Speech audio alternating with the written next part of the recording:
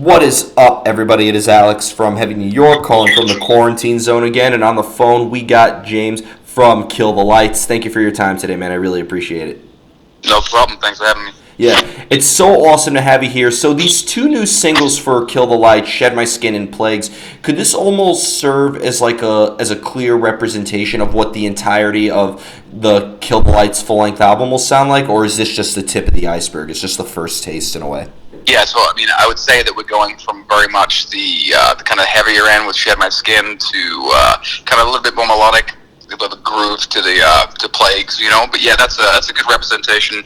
I think the album's got a really good mix of heavy to some melodic parts and just a big nice balance in between, some thrash in there. So yeah, I think that would be a good example of kind of where this album's going. Yeah, I interviewed Travis back at NAMM this year, and he said that there's maybe also a lot of classical metal influences on here too. Like you guys were looking at maybe Iron Maiden or some power metal in a way. Yeah. So I think like I said, with Shed My Skin, it's probably a bit more straightforward. Got a bit of a modern tinge to that, but like with the Faceless, which was the first kind of intro to the band, it's got that throwback thrash vibe to it. And yeah, I think when we went into this, we really had a vision around creating a vibe that was current, but at the same time had those really awesome throwback vibes that have been missing in metal for a little bit here, or at least we've not seen that so much with all the new school stuff coming out. And we just wanted to kind of take the influences we had growing up and some of the just awesome classic stuff that, the Maidens, the Judas Priest, the Metallicas, the Panteras, kind of blend that with something that's got a bit of their own twist on it. And I think hopefully people appreciate that. I think it's we're trying to be as real as possible. And the best thing about this, we just kind of wrote from the heart. It was really cool to be able to do what we wanted. And I think music fans and listeners appreciate people when they're honest about what they're trying to do. Yeah, so it's fair to say that it wasn't like, you guys were trying to combine elements of Throw the Fight, Still Remains, Bullet for My Valentine, and Threat Signal, right? You guys were trying to more or less kind of do something you never really did in your previous projects before? Absolutely, yeah. There was never a conversation about anything sounding like anything else. I think the main aim was bringing all those each player with the kind of experience they had and seeing what we kind of created from it. So yeah, we're pretty excited about it. It's as everybody else's projects have all done very well in the past, or I've got different vibes to them. I think this has its own thing and it's its own project, and everybody's very focused on where this is going. So. Awesome. Yeah, I find it unique for you. Is it a completely different mind frame than what you've been doing with Throw the Fight, or is there maybe a similar energy that there's maybe some sort of method behind the madness that kind of makes it a little bit similar? So my writing approach would be the same, but I've always really wanted to be in a metal band, a true metal band, and this allowed me to kind of be more creative. My vision when I went into this was when I was working with Jordan and Moose, kind of on the demo phase, was on initial listen to some of the stuff they sent me, was just I'm damn, there's parts of it. I can hear a bit of Maiden in there, I get a bit of Pantera groove, and so I could kind of the concept of my vocals were kind of created around that idea of can I have some melodies that sound a bit throwbackish, and then can we add some heaviness that has a bit of an influence of Pantera, but also sounding like me and something that's modern.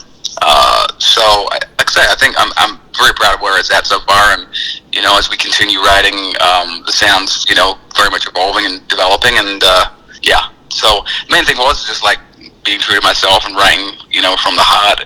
Lyrically, I was dealing with some depression and some anxiety that I'm sure many listeners and people kind of go through, and this inspired the kind of lyrical content for the album, to be honest. And that led me perfectly into my next question, because do you sometimes need to hear music before you come up with lyrics, or do you sometimes address your band members with vocal concept or something like that, and maybe that can help determine the outcome of the music itself? Yeah, so the tendency is they present, kind of come up with a musical concept, and then from there, I kind of, literally by the time I'm done writing, I've probably listened to the song 150 times. So I'll kind of start with kind of a melody concept, and then I get into kind of like developing a theme. So whether it's coming up with a song title or just an overall theme, and then from there I kind of build out on what the song's going to be lyrically as well. Mm-hmm. Do you like to leave lyrics open to interpretation, or do you try to maybe engage the listener into what you are singing about? I try to leave it open. I think there's a lot of opportunity for people to kind of have their own take on it. You know, when you're dealing with anxiety, when you're dealing with stress, when you're dealing with the loss of somebody, when you're dealing with cancer, when you're dealing with, you know, there's a lot of avenues in there that people can relate to that, and all those things were kind of covered in this album. And you know, even with Plagues being released right now, with the current coronavirus thing, you know, that was a pun intended there. Yeah, I mean, like, to be honest, Ray, I'd written that song a year ago, but how close that is to what we're living right now is pretty crazy. Just the isolation, the feelings of being alone that a lot of people are going through. So that's a song in itself that never would I think would be impacted by you know, a coronavirus or anything like that. But at the same time, it really relates to what a lot of people are feeling right now. Yeah, it's fair to say you predicted the future. If I was that good, I would be a millionaire right now. I'd make some bets, but right? Yeah, I bet you regret not making a bet at that point. Yeah. Yeah, and kind of, I know that artists probably hate being asked this question, but I really am curious whenever a supergroup like this forms. But when it comes to the formation of Kill the Lights, like, did Moose kind of have like an idea of what he wanted as well, or did he kind of want you and Travis and everybody to kind of like bring a little bit of their own mix into the project? Yeah, it's a good question. Like, there was never a conversation about what anybody wanted anybody else to do. So, you know, the way we kind of Jordan and Moose started kind of writing some tracks together. Moose had reached out to Jordan about that, and Jordan had some kind of riffs and ideas that he'd been putting together over the last couple of years.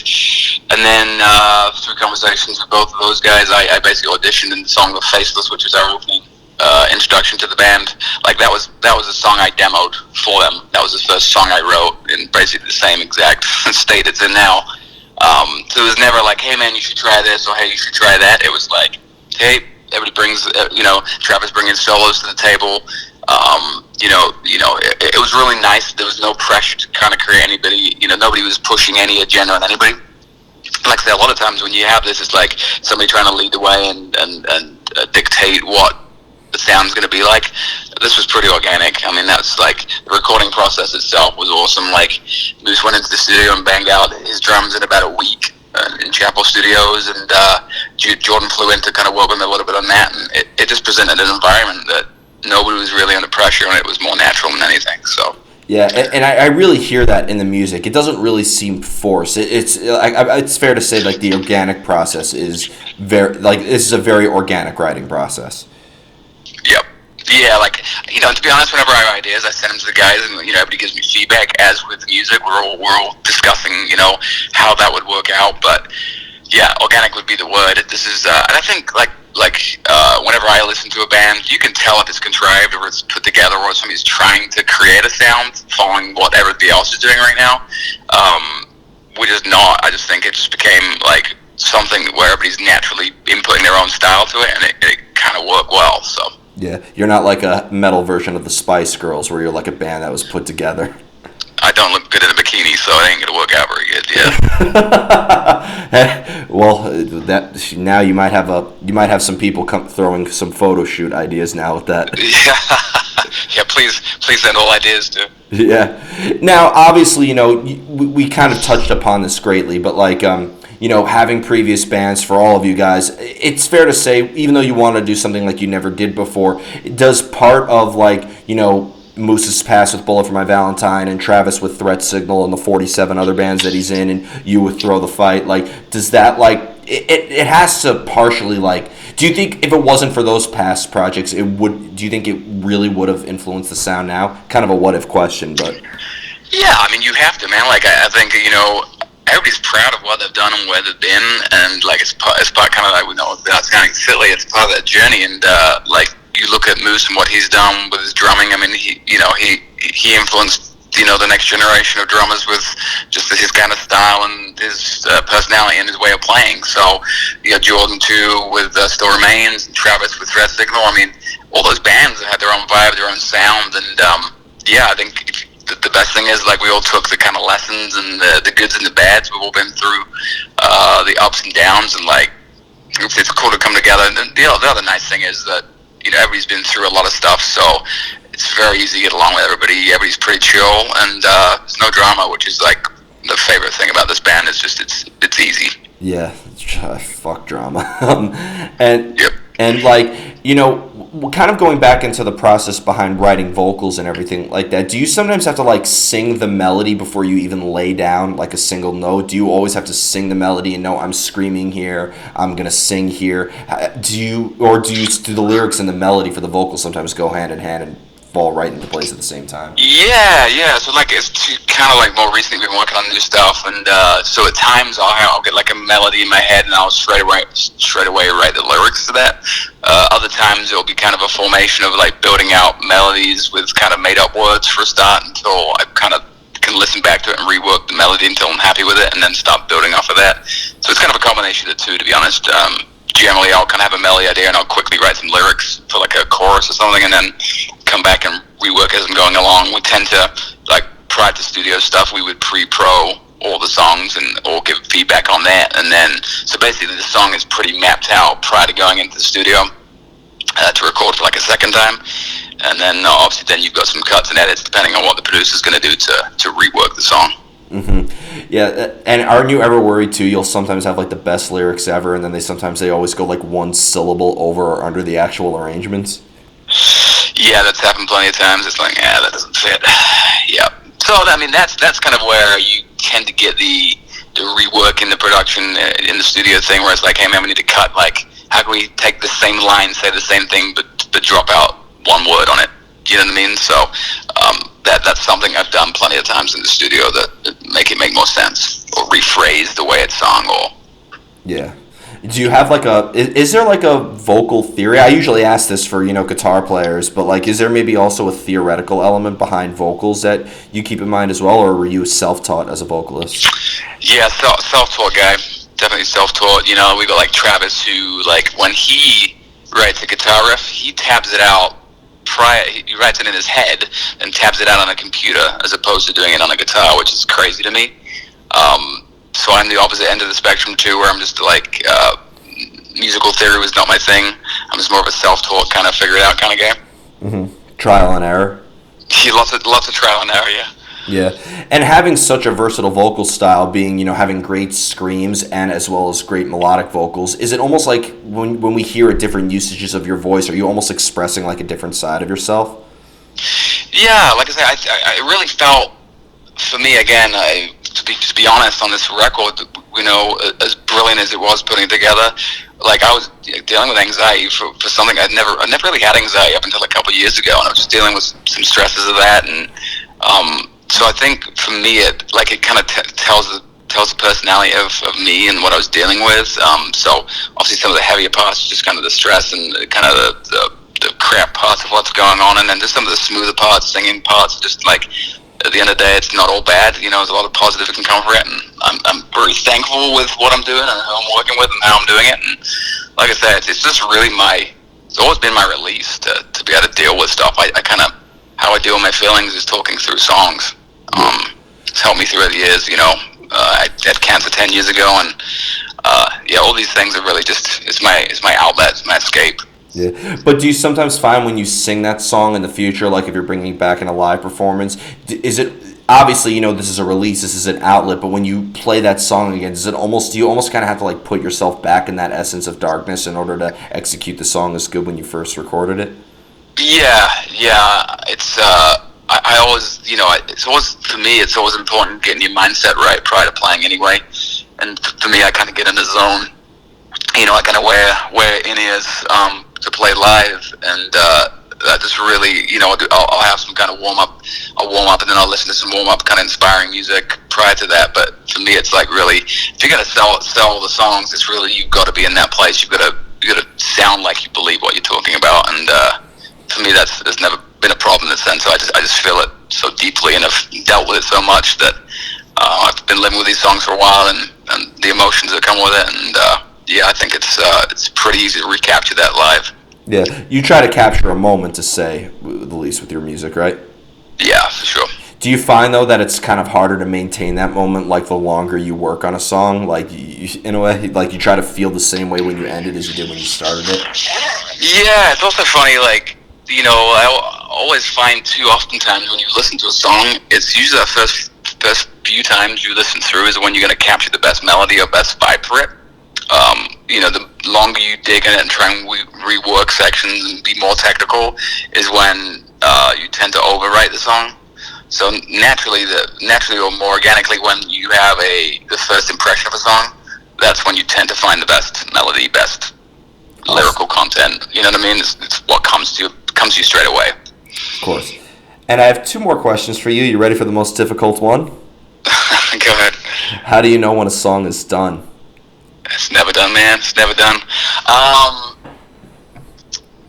I think for the most part, as most musicians would say, like, you can always go back to songs afterwards, and you're like, we should have done it this section a little bit differently too. But I just know, like, when I'm, for me, a taste test for me is when I'm singing in my truck and I'm playing it through it, and it's like you're just vibing on it. You know what I mean? You want to get the way through the song and go to the next song. And what I'm most proud on this album about is that there's not many or isn't any skipping songs. You can listen. It's a story throughout the whole album. And there's a lot of bands that have 2 or 3 good songs, but not a good album. This kind of tells a story throughout. I think you can sit and listen to 45, 50 minutes of music, and it's kind of a journey. You know what I mean? And I think we've managed to capture that well. So I'm excited to have this come out and everybody hear it, and I'm also excited to have the next part of that story be told in the next album. So it's just building on the strengths of this album and hopefully going to the next. Awesome. And that leads me, finally, is there just anything else you would like to promote? Obviously, when this virus that shall not be named is gone and we don't have to deal with it anymore, obviously we'll be seeing Kill the Lights on the road quite a bit, right? Yep. So obviously, we're on Fearless Records. They're working pretty heavily with us. It's been great so far to us. Ryan with Future History Management as well. So we've got all the team together. We're working super hard. Obviously, we're just looking forward to, I think everybody out there right now just getting out and playing, meeting fans, playing some live shows, and just traveling around. I'm just so excited. We've been all so excited for a year or so right now just to get going. So, like we just talked about prior to the call, I think, fans are going to be ready for shows. They're going to be ready to get out there. They're going to be ready to support, to buy music. I think it's like, when you take such a negative thing that we're dealing with right now and transition to what that looks like after the fact, when everybody can go to shows, like, the scenes are going to explode again. I feel like people are going to buy music, support bands, buy merch. I think everybody's going to have an excuse to go to a show. You know what I mean? So I'm just excited for the potential of where this can go and the support we will all get from fans, Yeah, who knows when it will be, but in the end, whether it's 2 months, a year, whatever, it'll all be worth the wait. Absolutely. Yeah. And when can we be expecting a full-length album from Kill the Lights? So right now we are waiting for a release date. Obviously with the COVID thing, kind of timelines have been a little twisted on that. So again, we're still waiting to kind of see what the label's going to come up with on that end. Obviously we've got 3 singles out right now. The album is done. So it's a kind of sit and wait scenario right now. As soon as we know, we're going to let everybody else know. Awesome. Well, thank you so much, James. Everybody, we are here with James of Kill the Lights. Be sure to check out the new music video for Shed My Skin and Plagues. Be sure to check those out, and new stuff coming very soon. We'll see you next time on Heavy New York.